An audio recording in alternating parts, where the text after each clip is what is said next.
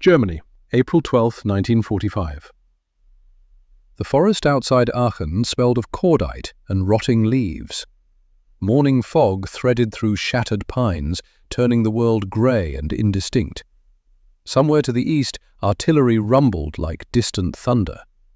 The war was ending. Everyone knew it. But knowing didn't stop the dying.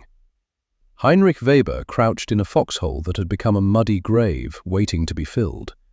6 inches of brown water covered the bottom. His boots, what remained of them, were submerged completely. He couldn't feel his feet anymore, hadn't felt them since before dawn. He was 15 years old. The Mauser K98 felt impossibly heavy in his thin arms. The rifle had been designed for grown men, soldiers with muscle and training and belief. Heinrich had none of these things.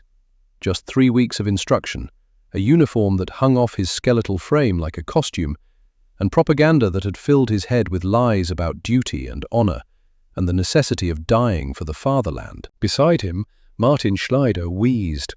Every breath sounded like tearing paper. Martin was 16, but his chronic asthma made him seem younger, frailer, more like a sick child than a soldier. His face had a greyish tint. His lips were faintly blue. They'd known each other 3 weeks. In that time, they'd become something like brothers. American voices drifted through the fog, close enough to hear individual words, though Heinrich's English was too poor to understand them. The voices sounded casual, relaxed, men who weren't particularly worried about ambush or death or 15-year-old boys hiding in holes in the ground. Heinrich's finger rested on the trigger. His hands shook so badly he could barely hold the weapon steady. The metal was cold and slick with moisture. Rust had begun to form along the barrel. Nothing worked properly anymore. Not the rifles, not the uniforms, not the promises that Germany would win, that secret weapons would turn the tide, that sacrifice meant anything beyond adding one more body to the millions already dead. The boot appeared first. American. Leather, well-made, still intact. Not wrapped in rags like Heinrich's feet, not falling apart at the seams. The boot was followed by a leg, a torso, a rifle, and finally, a face. The soldier stood at the edge of the foxhole, silhouetted against grey sky. His rifle was raised, aimed, ready. Heinrich closed his eyes and waited for the end. He'd been told what would happen. The instructors had been very clear. Americans tortured prisoners, showed no mercy to German defenders.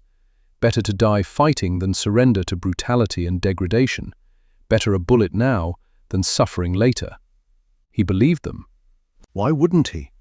At 14, 15, 16, you believe what adults tell you, especially when those adults wear uniforms and speak with authority about defending civilization against barbarism. The shot didn't come. Instead, something metal hit the water beside him with a splash. Heinrich opened his eyes. A canteen. Standard American issue, dented from use, still warm from body heat. The American soldier stood above him, rifle now lowered. The man looked tired. Lines creased his face around the eyes and mouth. Not old, maybe 30-something, but aged beyond his years by whatever he'd seen in this war. "Drink up, kid." Heinrich stared at the canteen like it might explode. His mind couldn't process what was happening.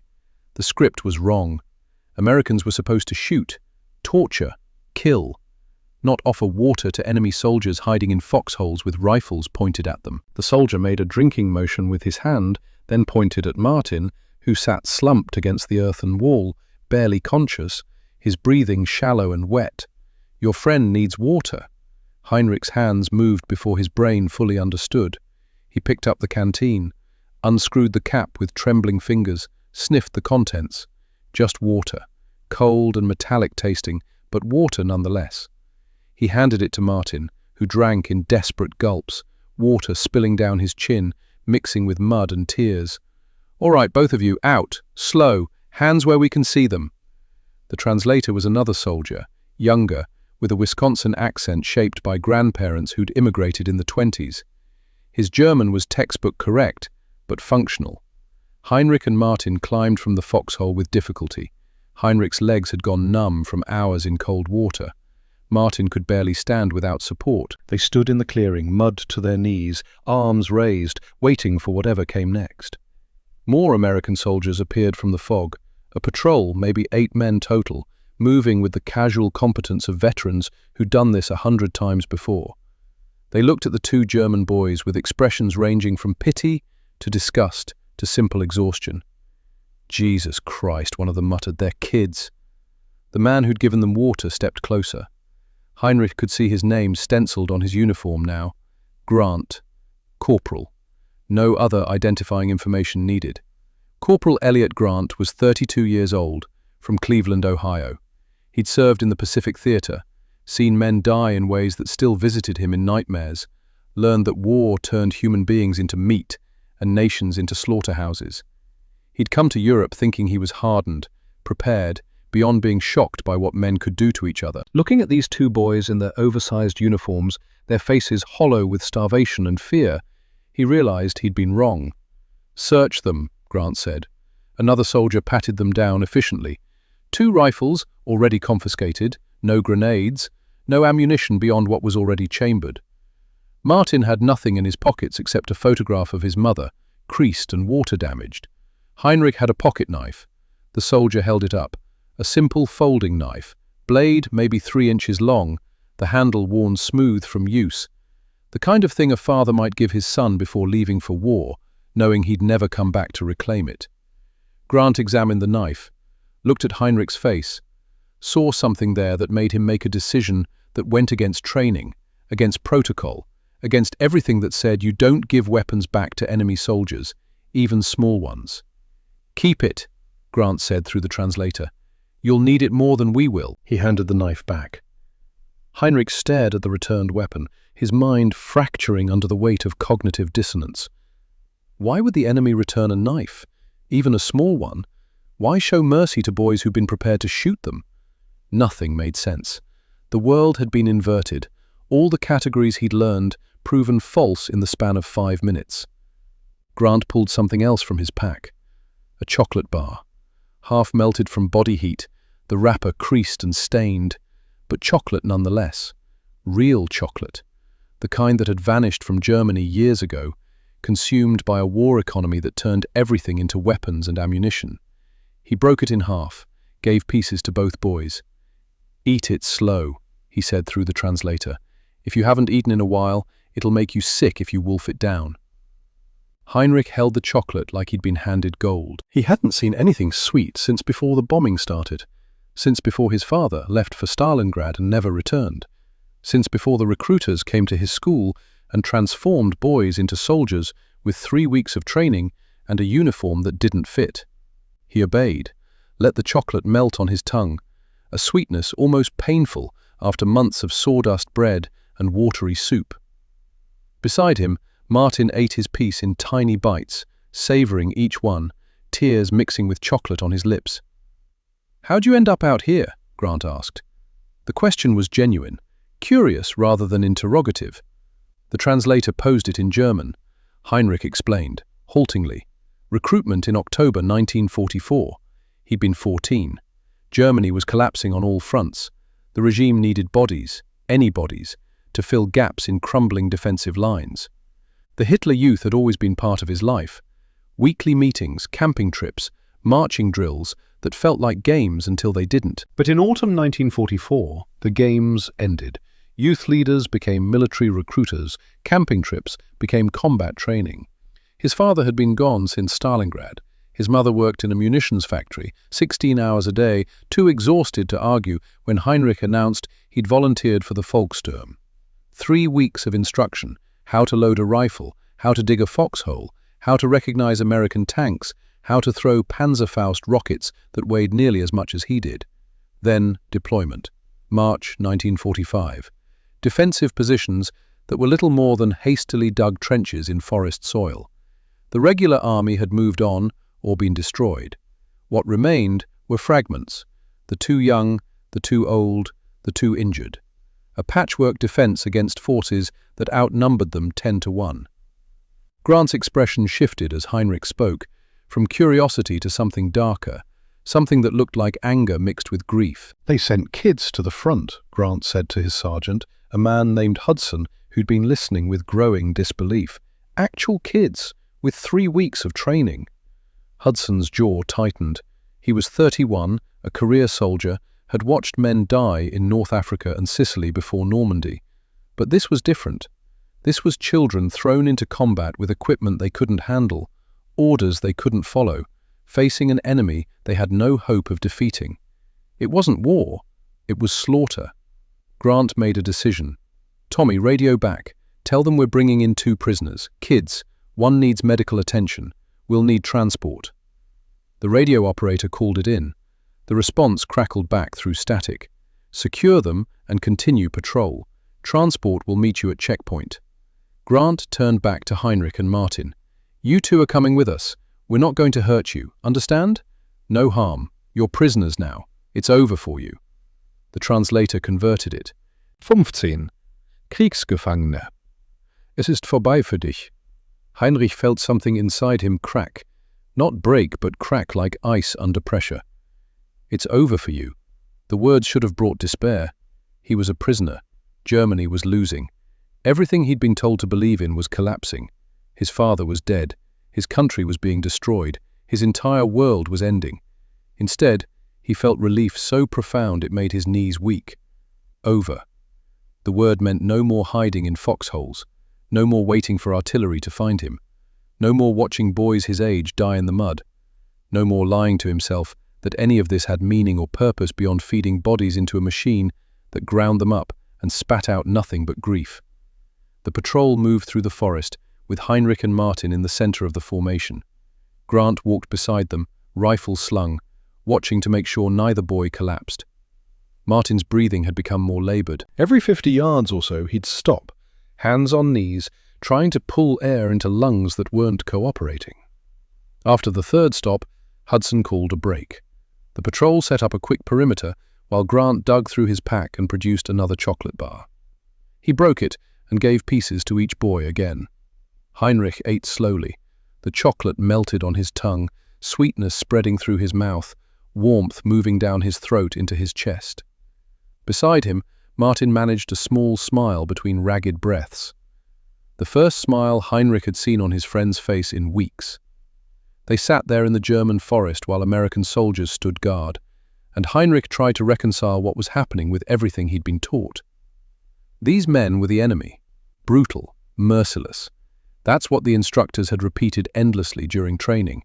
But Grant had given them water, returned Heinrich's father's knife, shared chocolate that probably came from his own rations, treated them like human beings rather than enemy combatants who deserved death.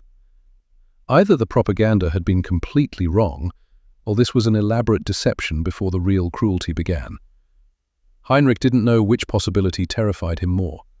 After 20 minutes, the patrol moved again. They reached a crossroads where supply trucks ran between forward positions and rear headquarters. A jeep was waiting. A medic named Morrison examined Martin quickly, efficiently, his face growing grim as he listened to the boy's lungs. Severe asthma, probably pneumonia developing. He needs a hospital. Real one, not a field station. Can you stabilize him for transport? Yeah, but he should have been hospitalized weeks ago. What the hell were they thinking, putting him in a foxhole? Nobody had an answer to that. Morrison gave Martin an injection of adrenaline to open his airways, wrapped him in wool blankets, loaded him into the jeep. Heinrich started to follow, but Morrison held up a hand. Just him for now. You look stable.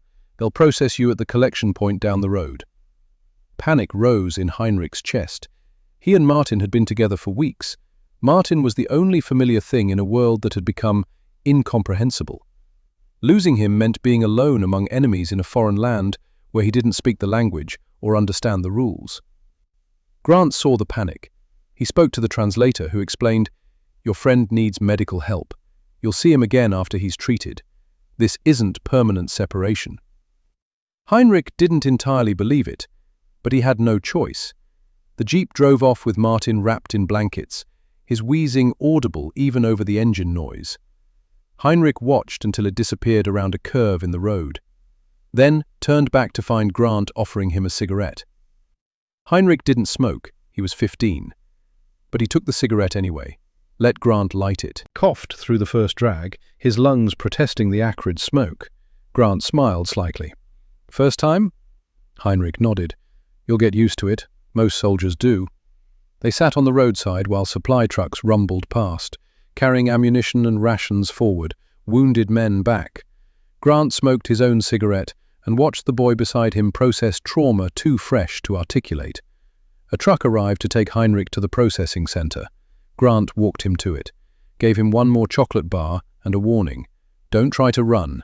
Nobody's going to hurt you, but if you run, you might get shot by someone who doesn't know you're just a kid. Stay put. Do what you're told. You'll be fine." The translator converted it. Heinrich nodded, climbed into the truck bed where 3 other German prisoners sat, all young, all exhausted, all wearing expressions that mirrored his own. Confusion mixed with relief, mixed with fear of what came next. The truck drove south, away from the front, away from the artillery thunder and the smell of death and the foxholes filled with muddy water, toward something Heinrich had never imagined, toward America, toward food and medical care and kindness from people who were supposed to be monsters, toward a future that would reshape everything he thought he knew about humanity, about war, about the lies men tell to make boys kill and die. He sat in the truck bed, his father's knife in his pocket, chocolate melting in his mouth, and watched the German forest disappear behind him. He didn't know it yet, but his life had just been saved, not by bullets or bombs or military strategy, by water, by chocolate, by a 32-year-old corporal from Cleveland who looked at an enemy soldier and saw a 15-year-old boy instead, by mercy, when mercy was the last thing anyone expected. The forest faded to grey behind them. The truck rolled on, and Heinrich Weber, prisoner of war, began the long journey toward understanding that everything he'd been taught was a lie. The POW processing center occupied a former German barracks on the outskirts of Cologne. American engineers had repaired the damaged buildings, strung barbed wire, set up guard towers. Thousands of German prisoners moved through it every week, captured soldiers being documented, searched, interrogated, then shipped to long-term camps in France, England, or America. Heinrich arrived in late afternoon. The truck stopped at a gate where military police checked manifests, then drove through to a muddy parade ground where prisoners stood in lines waiting for processing. Heinrich joined the line, standing among men decades older, all of them silent and defeated. The processing was methodical. Name, rank, unit, date of capture. Medical examination, cursory but thorough enough to identify immediate health issues. Delousing. New clothes. American uniforms with PW stenciled on the back in white paint. Then assignment to a barracks to await transfer. The soldier who processed Heinrich was a corporal named Wallace Burke, from Wisconsin. Red-haired and freckled, built like a farmer, which he'd been before the war. He worked through an interpreter, filling out forms with bureaucratic efficiency until he reached the age question.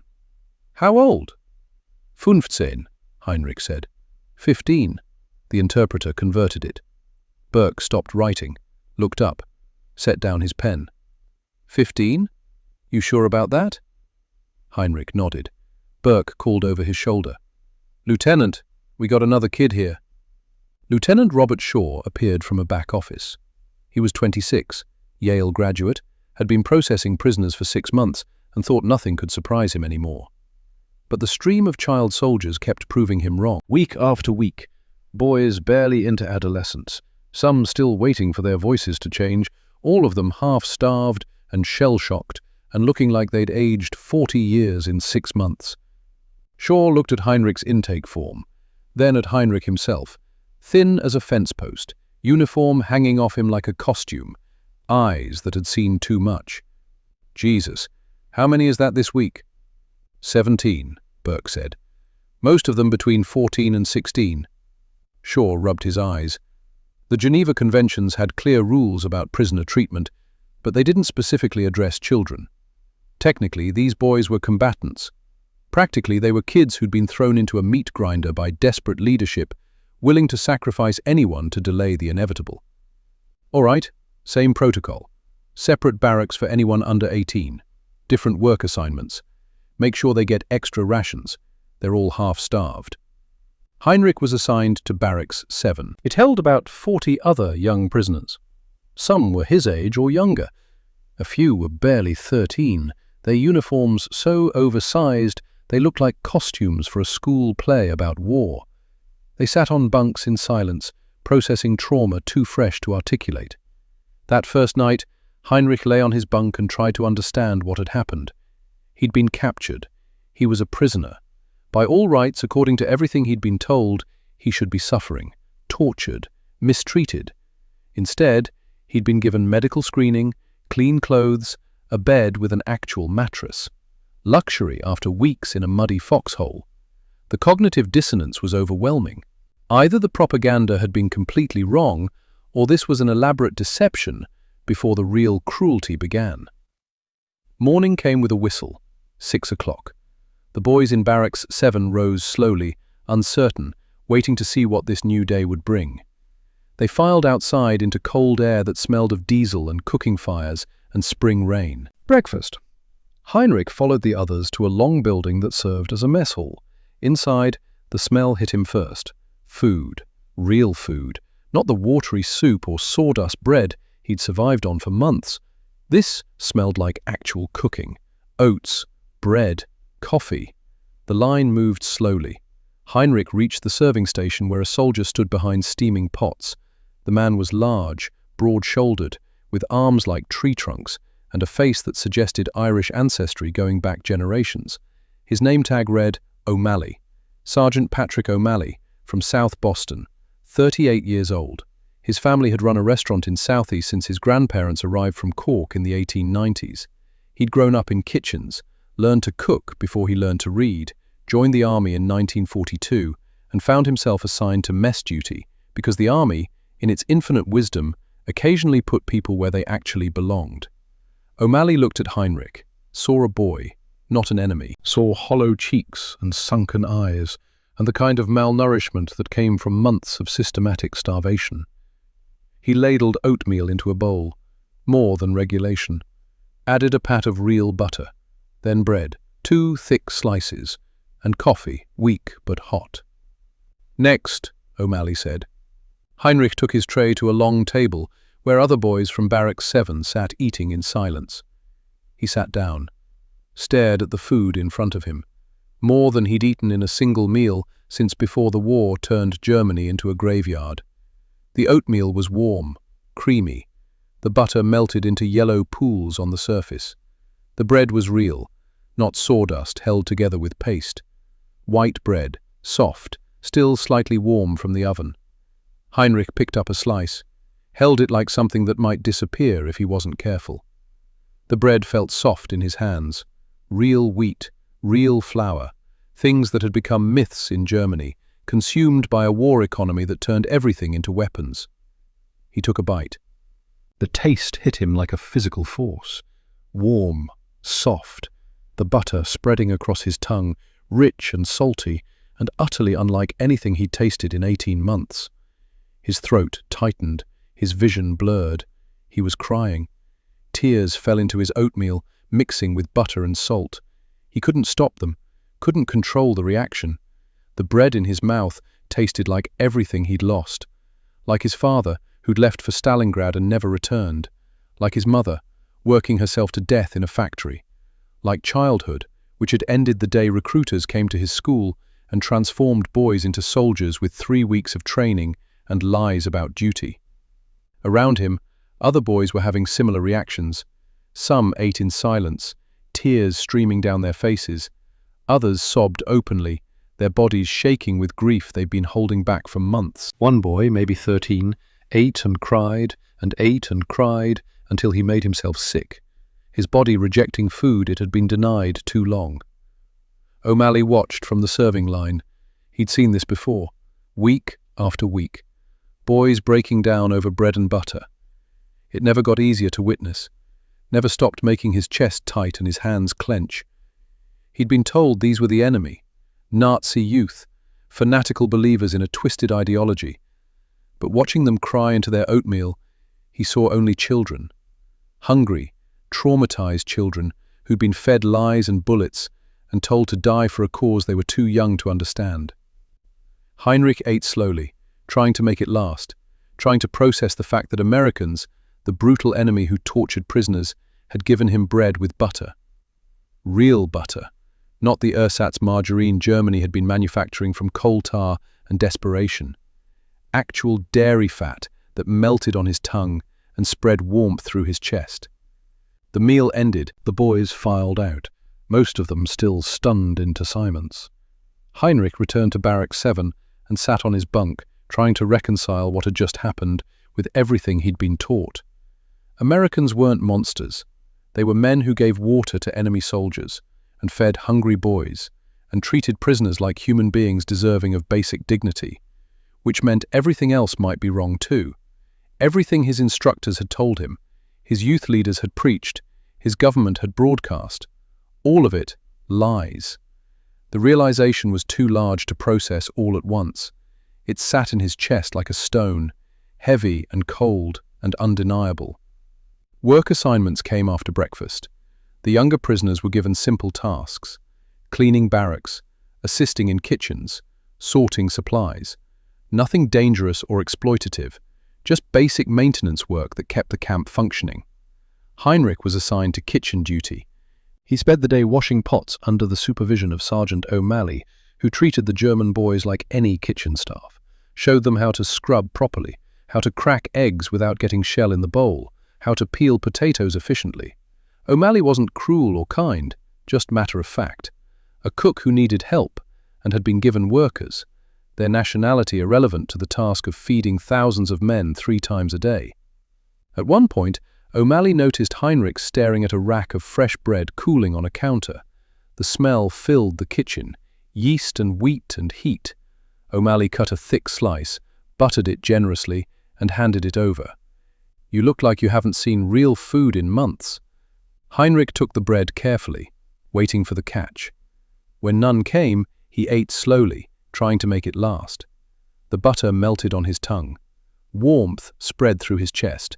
He felt tears threatening again and blinked them back. 3 days after his capture, Heinrich received word that Martin was recovering in a military hospital 15 miles away. A message came through Lieutenant Shaw, who had been checking on the younger prisoners regularly. "Your friend's doing better," Shaw said through an interpreter. "Pneumonia's responding to treatment. He should be back here in a week or 2. Heinrich felt relief, so intense it brought tears he couldn't hide. Shaw pretended not to notice. "Let the boy compose himself. You can write him a letter if you want. We'll make sure it gets delivered." Heinrich wrote that evening, his first letter in months. He told Martin about the processing center, the work assignments, the food. He didn't mention his confusion or the cognitive dissonance, just the facts, concrete and reassuring. The letter was delivered. Martin wrote back 3 days later, his handwriting shaky but legible. He described the hospital, American nurses who didn't speak German but smiled anyway. Real medicine that actually worked. Food served on trays 3 times a day. He sounded bewildered and grateful in equal measure. As weeks passed, the routine became familiar. Heinrich worked in the kitchen, learned basic English from O'Malley, ate regular meals that slowly added weight to his skeletal frame. Other boys in Barrack 7 went through similar transformations, physical recovery mirrored by psychological adjustment. They talked, sometimes. Late at night when the barracks lights were out, shared stories about capture, compared experiences, tried to make sense of what they'd been told versus what they were living. "They said Americans would torture us," a boy named Friedrich whispered one night. He was 14, captured near Bonn. "But nobody's hurt anyone. Why did they lie?" "Maybe they didn't know," another boy suggested. "Maybe the propaganda people believed it too." But Heinrich thought it was simpler. The lies served a purpose, kept soldiers fighting when they might otherwise surrender, made capture seem worse than death. The regime had built everything on deception. Why would they tell the truth about this? One afternoon in early May, Corporal Grant visited the processing center. He found Heinrich in the kitchen, elbow deep in soapy water, scrubbing a pot that had held oatmeal for 600 men. "How are you doing, kid?" The translator, a private who worked in the administrative office, converted it. Heinrich looked up, recognized the man who'd given him water in the foxhole, who'd returned his father's knife, who'd shared chocolate when he could have shot instead. "Good," Heinrich managed in halting English. "Good." Grant smiled, pulled a photograph from his pocket, showed it to Heinrich. A boy, maybe 15, standing in front of a house in what looked like a normal American neighborhood, smiling, healthy, wearing a school uniform. "My son, Benjamin. He's 15, your age." Heinrich stared at the photograph, at the boy who looked well-fed and safe and untouched by war. A boy who'd never stood in a foxhole waiting to die, who'd never been told that showing mercy made you weak. "He's learning German in school," Grant continued. "I told him about you, about the boys we found. He wanted me to tell you something." Grant looked at the translator, who converted carefully. "Tell them we're not monsters. Tell them some of us still remember we're human." Heinrich felt something crack in his chest, not break but shift, settle into a new configuration that allowed for complexity. For enemies who gave water instead of bullets. For soldiers who saw children instead of combatants. For a world more complicated than propaganda allowed. "Tell him," Heinrich said slowly, in broken English, "we not monsters too." Grant nodded. "I know. That's why I'm here." The middle of May brought news that filtered through the camp like smoke. Germany had surrendered. Unconditionally. The war in Europe was over. Heinrich heard it while peeling potatoes, the radio in the kitchen crackling with the announcement. O'Malley turned up the volume so everyone could hear, then stood silent, his face unreadable. Heinrich set down his knife, his hands trembling. It was over. Everything he'd been fighting for, everything his father had died for, every bomb that had fallen on German cities, over. Lost. Germany defeated, occupied, divided. He expected to feel devastation. Instead, he felt relief. The machinery of death had finally stopped turning. No more boys would be thrown into foxholes. No more cities would burn. The insanity had ended. O'Malley saw Heinrich's expression, said quietly through the German-speaking private who translated, "War's done. You survived. That's what matters." Heinrich nodded, unable to speak. He returned to peeling potatoes, his vision blurred with tears, while around him the kitchen continued its routine, preparing meals for thousands of prisoners who would eventually go home. Martin returned to the processing center in late May. He'd gained weight, his face less grey, his breathing almost normal. When Heinrich saw him climb down from the transport truck, he felt something loosen in his chest, a knot of worry he hadn't realized he'd been carrying. They sat together that evening on the barracks steps, watching the sun set over the ruins of Cologne visible in the distance. Martin described the hospital, the American doctors who treated his pneumonia, the nurses who brought him books, even though he couldn't read English, the sense of safety he'd felt for the first time since the war started. "I kept thinking it was a trick," Martin said, "that they were being nice until they decided to stop. But they never stopped. They just treated me like a patient who needed help." Heinrich understood. He'd felt the same suspicion, the same waiting for cruelty that never came. "We were wrong about them," he said simply. "Everything we were told was wrong." "Not everything," Martin countered. "Americans did bomb our cities. Lots of people died. But they didn't torture prisoners, didn't starve us. That's what we were told would happen." Martin nodded slowly. "So they lied to keep us fighting?" "Yes." They sat in silence, processing the weight of that betrayal. The regime had spent years building an image of the enemy as monsters, knowing that if German soldiers understood they'd be treated decently in captivity, the defensive lines would collapse. Thousands of boys had died believing the lie. Heinrich had nearly joined them, sitting in that foxhole with his finger on the trigger, convinced that capture meant torture. If he'd pulled the trigger, if he'd tried to fight, he'd be dead now. Corporal Grant would have shot him in self-defense, and Heinrich would have become another footnote in casualty statistics. Instead, he was alive, sitting on barracks steps, watching sunset colors paint the sky orange and gold, talking with his friend about a future that suddenly seemed possible. The sky darkened to purple, then black. Stars appeared, faint through the haze of coal smoke that hung over Cologne. Heinrich and Martin sat together in silence. Two boys who'd expected death and found mercy instead, who'd been taught to hate and learned compassion, who'd survived a war that killed millions by the simple luck of encountering one American corporal who looked at enemy soldiers and saw 15-year-old boys. The night was cool. Somewhere in the distance a train whistle blew, the sound of reconstruction, of a world slowly putting itself back together from the rubble of its own making. Heinrich closed his eyes and felt the spring air on his face, felt hunger satisfied for the first time in years, felt the possibility of tomorrow, and knew, with certainty that would shape the rest of his life, that he'd been saved. Not by governments or ideologies or military strategy, but by simple human kindness from people who were supposed to be enemies, by water, by bread, by butter melting on his tongue and warmth spreading through his chest, by mercy, when mercy was all that stood between death and life. The processing center began sending prisoners home in June. As summer arrived and Germany lay in ruins, the machinery of repatriation slowly turned. Millions of displaced persons across Europe, all needing transportation, documentation, screening. Priority went to civilians first, then wounded soldiers, then POWs, sorted by age and health status. Heinrich and Martin were among the early releases, selected because of their age and medical vulnerability. In late July, they were loaded onto trucks that carried them east into what was becoming the Soviet-occupied zone, transferred to German authorities who registered them and issued travel papers. They returned to different cities, Heinrich to Düsseldorf, Martin to Hamburg. They promised to write, knowing they probably wouldn't. The friendship had been forged in foxholes and hospital beds. In peacetime, they had little in common beyond shared survival. Heinrich found his mother in their apartment building, miraculously still standing despite months of bombing.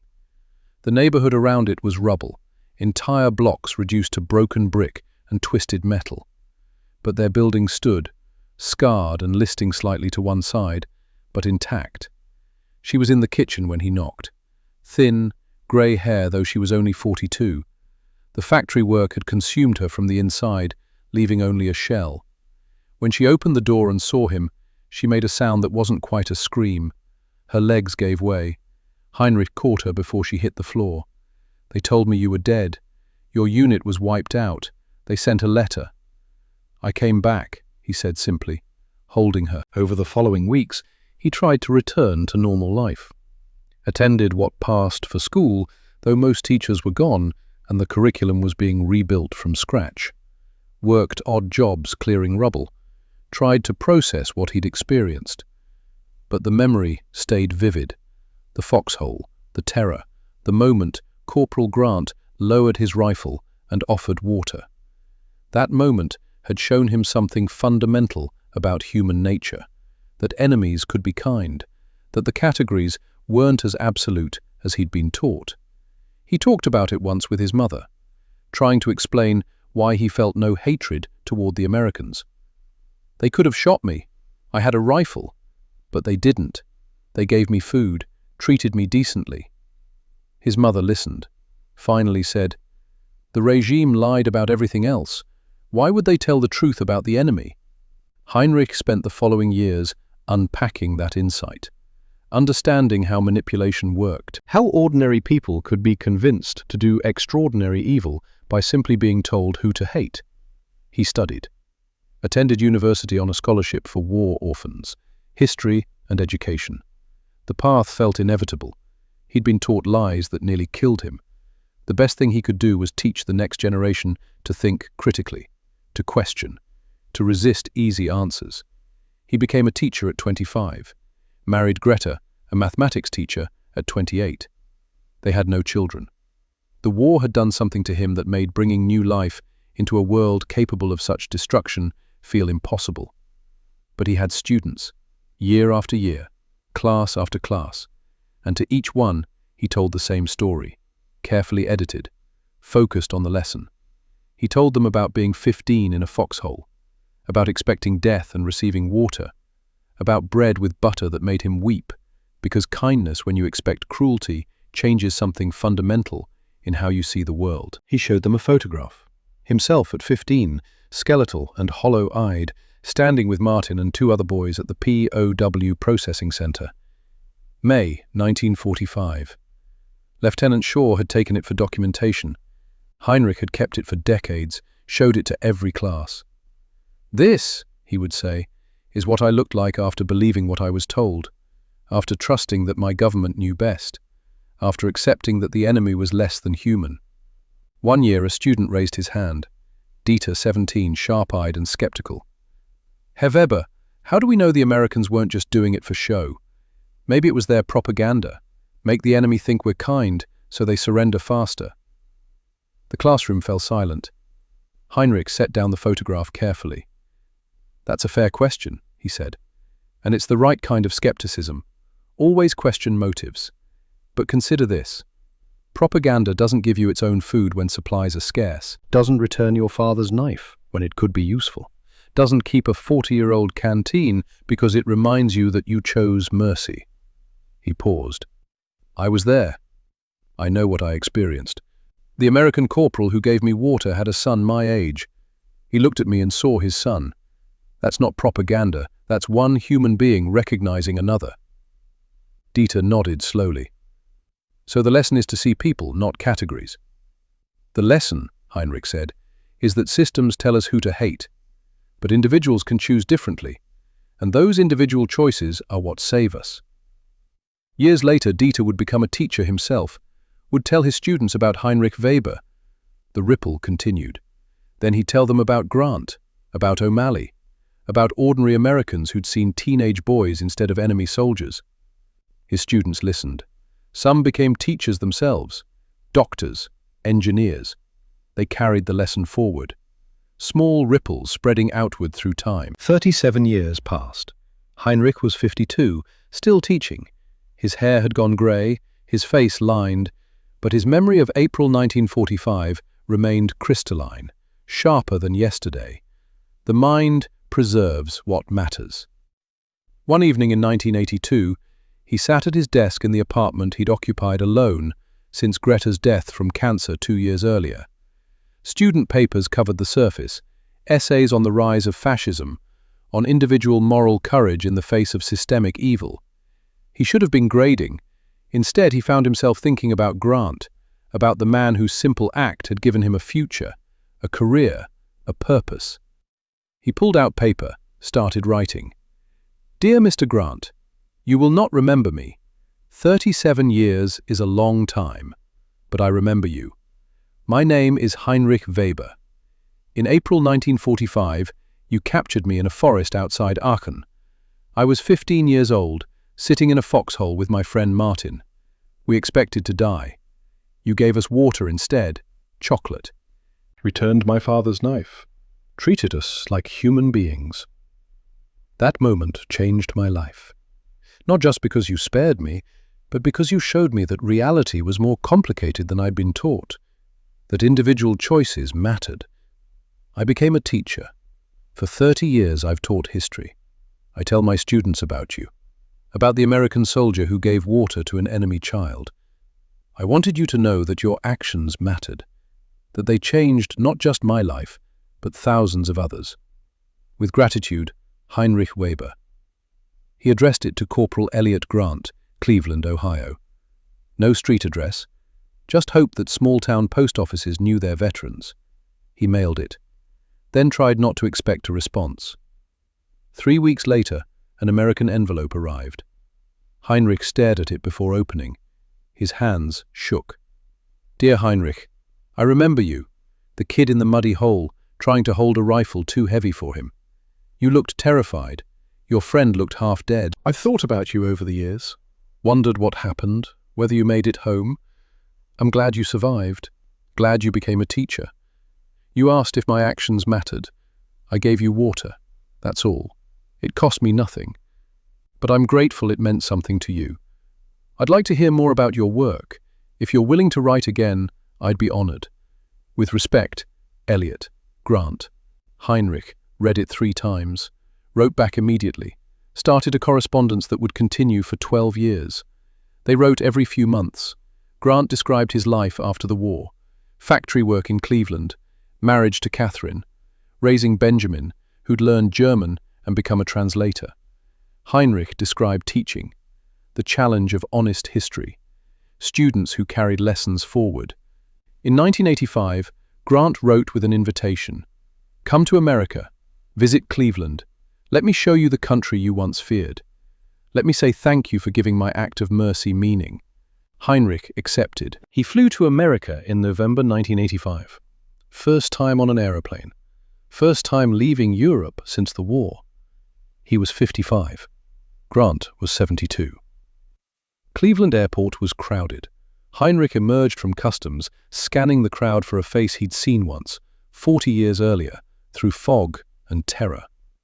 Grant stood near baggage claim, older, grey, leaning on a cane, but his eyes were the same, kind, carrying weight. They recognized each other instantly. Grant moved forward. Heinrich dropped his suitcase. They met in the middle of the terminal, 2 old men who'd once been soldier and prisoner. They embraced, both crying. Around them, America went about its business, indifferent to the extraordinary weight of this moment. Thank you, Heinrich said. Thank you for my life. Grant's voice was thick. You were worth saving. Benjamin stood nearby with his own son, 15 years old, the same age Heinrich had been in the foxhole. 3 generations, the ripple effects made visible. They drove to Grant's house, small, well-maintained, the kind of place a factory worker could afford after 30 years of steady employment. Inside, Catherine had prepared dinner, but before they ate, Grant disappeared, returned carrying something wrapped in cloth. He unwrapped it carefully, a canteen, standard American military issue, dented, scratched, the strap worn nearly through. I kept it, never could throw it away. Heinrich stared, the same one, that had landed in muddy water beside him, that had contained the first kindness from someone who should have been his enemy.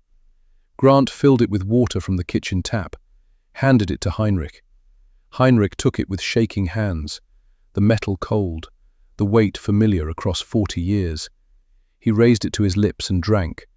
Ordinary tap water, chlorinated, slightly metallic, but it tasted like life, like survival, like the moment his understanding of the world had reorganized itself around the possibility that enemies could be kind, that individual human beings mattered more than national allegiances. He drank and wept. Grant wept. Catherine wept. Benjamin wept. His son, who didn't fully understand but knew it was important, wept too. They sat in Grant's kitchen, the canteen on the table between them, a relic of war transformed into a symbol of peace. Same water, Heinrich said finally, different meaning. They talked through the evening. Heinrich met extended family, grandchildren who'd grown up hearing the story, who'd been taught that mercy mattered more than victory. He told them about his teaching, about thousands of students who'd learned to think critically, to question authority, to resist dehumanization. Before Heinrich returned to Germany, Grant tried to give him the canteen. You should have it. It means more to you. Heinrich shook his head. Keep it. When you're gone, give it to Benjamin. Let him pass it to his son. Let it remind them that small choices create enormous consequences. Grant kept it.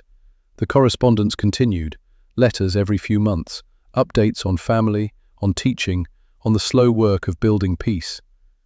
Grant died in April 1994, age 81, heart failure, quick and mostly painless. Heinrich flew to Cleveland for the funeral. Martin came from Hamburg. The two of them, now 64, reunited at their saviour's graveside.